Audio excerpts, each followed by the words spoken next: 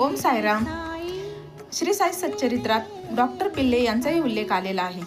त्यांना बाबा प्रेमाने भाऊ या नावाने हाक मारत असत. त्यांना एकदा नारू व्याधी झाली. त्याने ते खूप कंटाळले होते. अगदी मरण यातना सहन कराव्या लागत होत्या. मग त्यांनी अखेर कंटाळून बाबांना निरोप पाठवला की आता मला या जन्मातून मुक्ती द्या आणि मी पुढचे 10 जन्म हा भोग भोगीन, पण मला आता यातून सोडवा. तो निरोप ऐकून बाबांनी सांगितले की कशाला तुला 10 जन्म घ्यायचेत आणि कशाला 10 जन्मांनी हा भोग भोगायचा आहे. फक्त 10 दिवसांचा भोग शिल्लक आहे, तोही दोघे परस्पर विभागून भोगू. मीही तुझा भोग भोगतो, पण तुला याच जन्मात त्या भोगापासून मुक्त करतो. मग त्यांना बाबांसमोर आणले गेले.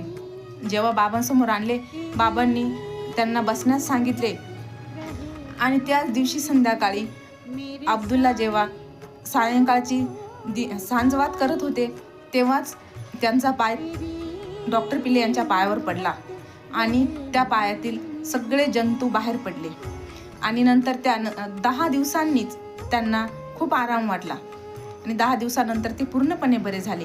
म्हणजे साईबाबा जर भक्तांना असह्य झाले तर त्यांचे भोगही भोगतात, पण त्यांना त्यापासून मुक्त करतात. इतके प्रेमळ आणि करुणामयी आहेत माझे साईबाबा. ओम साईराम.